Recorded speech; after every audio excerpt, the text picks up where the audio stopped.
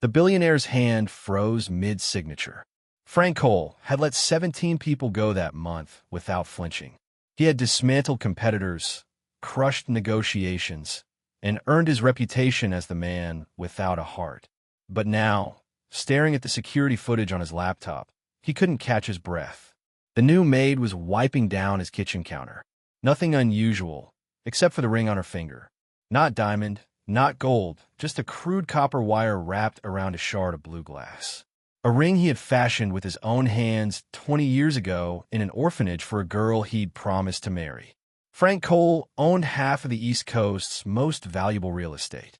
His penthouse looked over Manhattan. His name carried weight in every boardroom. His net worth dwarfed what most people could imagine in 10 lifetimes.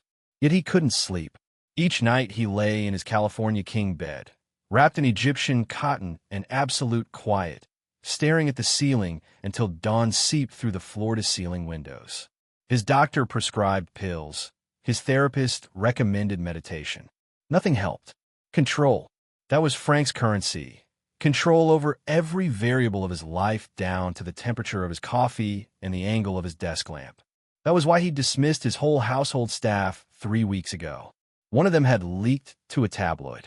He never discovered who, so he removed all of them. His assistant, a jittery young man named David, had handed him a stack of applications for a new housekeeper. "I need someone who doesn't exist," Frank had said, not glancing up from his paperwork. "Someone who won't talk, won't pry, won't try to befriend me. Someone invisible." David found exactly that. Natalie Wright, 36, 15 years of experience with Manhattan's elite. No complaints in her records, no employer who remembered her face. Perfect. Natalie arrived on a Tuesday morning with a small bag and a plain gray dress. Frank didn't greet her. David showed her to the staff quarters and explained the rules. No conversation unless addressed, no presence in rooms he occupied, no personal items in common areas. She nodded once and began working. At first, Frank barely registered her. She moved through the penthouse like a ghost, cleaning surfaces he hadn't noticed, organizing spaces he'd forgotten he owned. He would enter a room and find it subtly transformed, without being able to name what had shifted. The lighting felt marginally softer. The air carried a faint scent he couldn't place, yet found oddly calming. Meals arrived on schedule, simple dishes that triggered a recognition he couldn't locate. On the 8th night, Frank slept 6 uninterrupted hours. He woke confused, almost alarmed. He couldn't remember the last time that had happened. His body felt oddly light, like some invisible burden had been lifted. He told himself it was coincidence. Then it happened again, and again. By the 3rd week, curiosity replaced indifference. He started reviewing camera footage, not out of suspicion, but fascination. He watched her work, quiet efficiency, no rush, no wasted motion. She spoke to no one, hummed no tunes, revealed no personality, except for one thing, the ring. She wore it constantly, that crude copper band with the blue glass. It never came off, washing dishes, scrubbing floors, even when her hands were submerged in soap. It looked worthless, the kind of thing a child might make in our class. Yet she treated it like treasure. Frank first noticed the ring on a Thursday evening. He was replaying footage from earlier that day when the camera captured the ring in crisp detail. His coffee cup slipped from his hand. The copper wire was twisted in a precise pattern, 3 loops crossing before encircling the stone. The blue glass was cut at an odd angle, one corner nicked. He knew that pattern. He knew that nick. He had made them himself, 20 years earlier, in the basement of Street Catherine's orphanage in Baltimore. Frank closed his laptop, opened it, closed it again. His hands trembled. St. Catherine's. He hadn't allowed himself to think about that place in 2 decades. He had paid well to sever every tie, change his name when the Morrisons adopted him, build an entirely new identity from scratch. Now the memories rushed back. Dormitory rooms cramped and cold, the smell of industrial cleaner and boiled vegetables, older boys stealing food from the younger ones, nights hollow and hungry. And her, Natalie. She'd been 14 to his 16, small, with eyes too old for her face. The other children tormented her. She was different, quiet, an easy target. Frank had protected her, not out of heroism, but because defending her made him feel valuable. They became inseparable. She saved half her bread for him. He stood between her and anyone who tried to hurt her. On the fire escape at night, they talked about escape and future plans. One winter, Frank found a piece of copper wire in the maintenance room and a shard of blue glass from a broken bottle.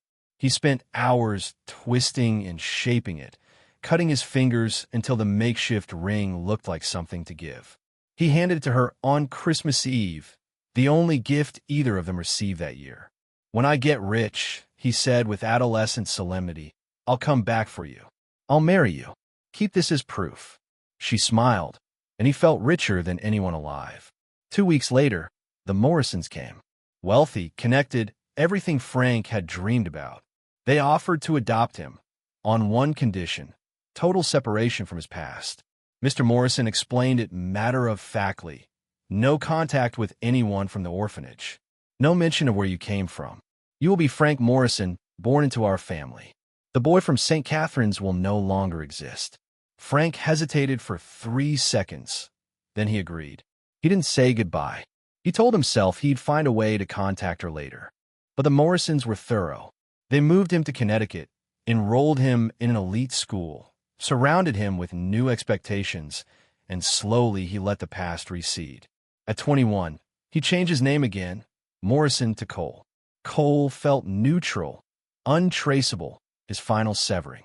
He built his empire alone, trusting no one. He told himself the past was dead. But now the past wasn't dead. It had been waiting. He could confront her, walk into the kitchen, and ask if she was the girl from St. Catherine's. That would mean admitting who he truly was and facing the promise he had broken. Frank Cole had destroyed companies and watched powerful men crumble under his gaze. He could not face one woman with a copper ring. So he chose a different route. Test her. Leave triggers only someone from St. Catherine's would notice. Watch her responses, collect evidence, and then decide. It wasn't courage. He knew it was cowardice dressed as strategy, but it was all he could manage. 3 days later, he set a cobalt blue bottle on the kitchen counter before heading to work. Same shade as the shard he'd used for the ring. The cheap factory glass that meant everything to 2 starving kids. He watched footage that evening, rewinding. Natalie entered at 7:15, wiped down counters, organized the fruit bowl, then froze, hand hovering inches from the bottle. For exactly 4 seconds, she didn't move. Then she lifted it tenderly and tucked it into the cabinet with other glassware. Her face showed nothing, but those 4 seconds told Frank everything. The second test was more specific. He found a recording of Silent Night, sung by a children's choir. The same version St. Catherine's played every Christmas. He set it as his alarm, loud enough to permeate the penthouse. Feigning sleep, he observed her through the cameras. As the music swelled, she was dusting the bookshelves. Her hands slowed. Her eyes drifted toward the window, unfocused, seeing something beyond Manhattan's skyline. She stood there nearly a minute, cloth mid-stroke, then blinked, steadied herself, and resumed work as if nothing had occurred. Frank felt a twist in his chest. Guilt or hope. He couldn't tell the difference. The third test was riskier. He kept a photograph from St. Catherine's in a safe deposit box for 20 years. A group of children squinting against winter sun. Frank in the back row. Natalie 3 rows ahead, face half-turned. He placed the photo on his desk, as if left out by accident. That afternoon, he came home early and hid in his bedroom, watching the live feed on his phone. Natalie entered at 4:30 to empty the wastebasket. She spotted the photograph instantly. Her body went rigid, the kind of stillness that speaks louder than a scream. She cradled the photo with both hands, thumb tracing faces of children long grown, pausing it to she knew without looking. She held it longer than Frank expected. When she finally set the photo down, she aligned it perfectly with the edge of his desk, emptied the wastebasket, and left. She never mentioned it, never asked, never acknowledged its existence. That restraint, that deliberate opacity, fractured something inside him. She knew who he was. She'd probably known the moment she took the job. She had said nothing, demanded nothing, still protecting him as she had in childhood, protecting him from the confrontation he couldn't face. The distance between them became unbearable. Every morning, Frank contrived reasons to be in the kitchen when she arrived. He lingered over his coffee, pretending to read the paper, stealing glances as she moved. She acknowledged him with polite nods and nothing more, maintaining the wall between employer and employee with immaculate precision. He wanted to topple it. He wanted to grab her and demand answers, to fall at her feet and beg forgiveness. Instead, he asked her to refill his cup and watch her walk away. The charity gala had been planned for months. Frank hated those events, the forced smiles and hollow networking where the wealthy pretended to care. His publicist insisted he needed image rehabilitation after the staff firings made headlines. Philanthropist Frank Cole hosts Evening of Giving. 300 guests at $5,000 a plate. Frank had ordered Natalie to stay in the staff quarters. He needed zero distractions. But an hour into the event, the catering manager found themselves short 2 servers. "Use whoever you have, including my housekeeper," Frank heard himself say. He told himself it was practical. He told himself it wasn't about seeing her in his world. Natalie arrived an hour later in a simple black dress the catering company provided. She carried a tray of champagne through the crowd, eyes down, movements efficient. She could move through a room and leave no footprint. But Frank tracked her like a compass needle. That was when Victoria Ashford decided to make trouble. Victoria was old money, the entitlement of generations. She'd pitched Frank a deal 6 months earlier that he'd rebuffed and had been nursing the grudge since. She spotted Natalie and called out, voice sharp with contempt. "You there with the tray? Come here." Natalie stopped, face composed. Victoria grabbed her hand and held it up. "Ladies, look, help is wearing jewelry. Is that copper? Glass?" Laughter rippled through the circle. Victoria yanked the ring off Natalie's finger in one motion. "Let me do you a favor and throw this away. Nobody's marrying you in garbage like this." She tossed the ring over her shoulder. It struck the marble floor with a small sound that sliced through the gala's noise, bounced twice, and rolled under a table. Natalie dropped to her knees, tray clattering, champagne glasses shattering. She crawled, searching, composure gone. Victoria laughed. Look at her scrambling like an animal. Frank was already moving. The crowd parted instinctively. But this time something in his face made people move farther back. Something dangerous they'd never seen before. He walked past Victoria without acknowledging her, past the whispering guests and raised phones, right to the table where the ring had come to rest. He picked it up gently. The weight of copper and glass felt exactly as he remembered. Natalie stared, breath uneven. He slid the ring back on her finger, the same one he placed it on 2 decades earlier. Then he turned to Victoria. The ballroom silenced. 300 wealthy patrons froze mid-toast, watching the most powerful man in the room defend his housekeeper. "This ring," Frank said, voice carrying across the hush, "is worth more than every diamond in this room combined, and you just insulted the woman wearing it in front of me." Victoria's face drained. "Frank, I didn't get out of my home," he interrupted. "And don't expect future invitations to anything bearing my name." Victoria gathered her clutch and left. No one followed. Frank offered his hand to Natalie. She accepted hesitantly, rising with what dignity she could muster. "I'm sorry," he murmured just for her. "I should have stopped her sooner." Natalie looked at him long, an exchange of unspoken histories passing between them. Then she pulled her hand away, picked up the tray, and headed back to the kitchen. The gala resumed, but Frank floated through it. He spent the evening going through motions, handshakes, small talk, while replaying that moment. He had knelt for her on a dirty floor. The billionaire who showed no weakness had knelt to retrieve a copper ring. He would do it again. Natalie was gone by morning. On his desk, where the photograph had been, lay a letter in precise, careful handwriting. "Frank," it read, "I did not come here for money. I did not come to demand the promise you made 20 years ago. I came because I needed to see what kind of man you had become. I needed to know if the boy who protected me at the orphanage still lived inside the billionaire everyone fears. You defended me tonight when it cost you nothing. That kindness is enough for me. But I cannot stay. Not because you left. I made peace with that. I will not be the woman who waits. I'll learn not to be that. The ring is proof someone once loved me enough to promise. It does not matter the promise was broken. It matters that it was made. Thank you for kneeling. Thank you for remembering. Do not look for me. Natalie. Frank read the letters 7 times, then sat in his empty penthouse, surrounded by everything money could buy, and felt the full weight of his cowardice. He had known where she lived 5 years ago. He'd hired private investigators when his empire stabilized. They located her easily, working as a housekeeper in Brooklyn, living alone, still wearing the ring. He could have gone to her at any time. He had resources, power, freedom. The only barrier was his fear. Fear she would reject him. Fear she'd forgive him. Fear that either outcome would force him to own what he had done. He had watched from a distance for 20 years and done nothing. It had hollowed him out. 3 days passed. Frank didn't go to the office. He ignored his assistant and the board. He read Natalie's letter until he memorized each curve of her handwriting.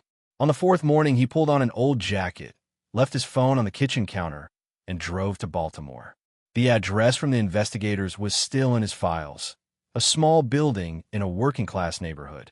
He parked across the street and sat for nearly an hour watching the entrance. Facing hostile boardrooms and ruthless negotiations had been nothing compared to climbing the 4 flights of stairs to her door. When he raised his hand to knock, his courage faltered. He thought about the copper ring, the photograph, the 4 seconds she'd frozen at the bottle. She had carried his memory for 20 years. The least he could do was show up. The door opened. Natalie stood in a simple sweater and jeans, the copper ring still on her finger. She looked at him without surprise, as if this moment had been inevitable. "You found me," she said. "I always knew where you were," he answered, words tumbling out. "I hired someone to locate the children from St. Catherine's. I told myself it was curiosity. Really, I was looking for you." Natalie leaned against the frame, arms crossed. "And when you found me?" she asked. "I did nothing," he admitted. Shame burned through him. "I knew where you lived. I knew you wore the ring. I did nothing because I was afraid." "Afraid of what?" she asked. He had rehearsed answers during the drive. Explanations, justifications, rationalizations. Standing at her threshold, they evaporated. "Afraid you would see what I am. A coward who made a promise to a child and then disappeared." Natalie was quiet for a long time. When she spoke, her voice was steady. "Why are you here now, Frank?" He'd planned ways to respond. But facing her, the only honest answer was, "I don't want to be a coward anymore. Not for one more day." She searched his face and then stepped back. "Come."